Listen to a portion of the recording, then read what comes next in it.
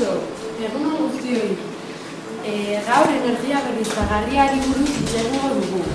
Badakizue 7tik 10 garbitzen dutela arropa eskuz, badakizue 7 milioitik 400 garbitzen dutela elektrizitaterik gabe.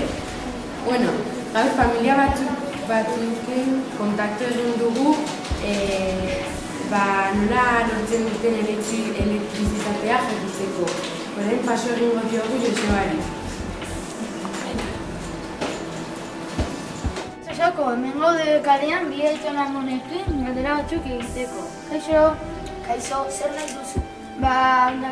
Zuen hartzaroari buruzko galdera batzuk egin nahi dituzko. Ederki ba? Hasi gaitezen, beno. Ze energia mota erabiltzen zetuten txikia zinetean? Guk beti zutegia erabili dugu. Gure familia guztia beti egon gelan zutegiaren inguruan egoten ginen eta beti gusto-gusto dagoen. Bai, eta nola prantzatzen zenuten? Telebizko plaka batzuk egin.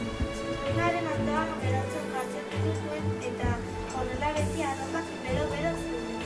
Bai, eta horretaz gain ezin duten erabiltzen beste energia motari? Gure etxeetan ez, baina dirua zeukan jendea energia nuklearra erabiltzen zuten. Gainera guretan ere energia hori erabiltzen zen. Bueno, hau izan da guztia, eskerrik asko, Zerregatik, nahi ez ez egungo? Ez, bueno, Sauko, hau bukatu da eta pasatzen dizugu komunikazioa.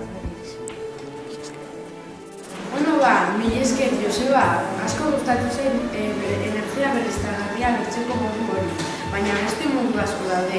Horregatik beste elkarrizketa bat prestatu dugu laborategi batean. Aurrera duzue. Kaixo, Sauko. Bi zientifiko hauekin gelditu gara bat energia berriztagarriaren alde eta bestea energia nuklearren alde. Zuzen bat zure energia nuklearren alde? Nire ustez energia nuklearra gure aurrera energia asko ematen dutelako. Ez duzu arrazorik, energia nuklearra asko gustatzen dugu eta berriztagarriak akontesinak dira. Ez duzu zure lagunkidea arrazoia duela? Ez du. Gainera, hondakinak nukleatzen dugu eta ez da ezer gertatzen. Ez duzu ikusten ez daudela esakozu eta galera erradiazioa dute eta horregatik kutsatzen dugu. Eta berriztagarriak ez dute gertatzen. Bueno, Azkenean konpondu da arazoa. Horrela bukatzen da gure debatea, aurrera Sauko. Eskerrik asko zuen, zure bat interesgarria. Orain egungo kontaktu ikastetxe batekin, Zamotzako ikastolarekin. Egiteko galdera batzuek, energia berriztagarria lortzeko nola jakiten duten. Aurrera Ana.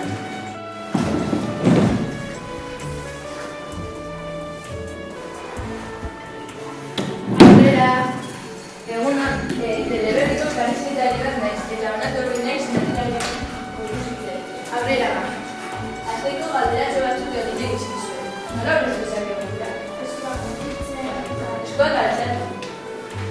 Nola duzkizetan? Amertzen gora dut. Ondo ba, erantzun Javier. Eskoak garbitzen dugunean txorrota itxi.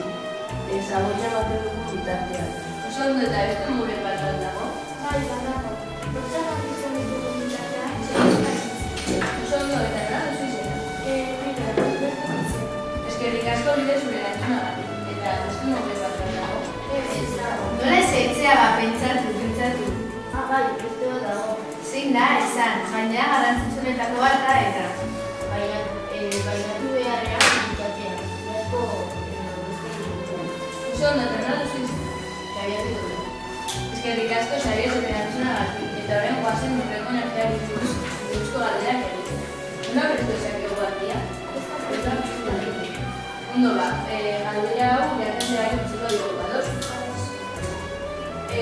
Orduan, nola hau ez du ezakegu Adibidez, egunez argiak itzali, eguzkiaren energia erabiliz, edo bestela fogoia piztuz. Argia ematen du eta gainera beroa ere. Eskerrik asko guztioi, eskerrik asko gure galderak erantzunteagatik eta ezaztu aipatzen dugun ideiak erabiltzea, energia horrezteko. Eskerrik asko zuri. Agur. Osoko, hau izan da guztia Zamotzako ikastolatik. Eskerana, oso galdera honek dormi dituzu, baina denbora bukatu zaigu, espero dugu gustatu izatea. Eskerrik asko zuen atentzioagatik eta beste batera arte.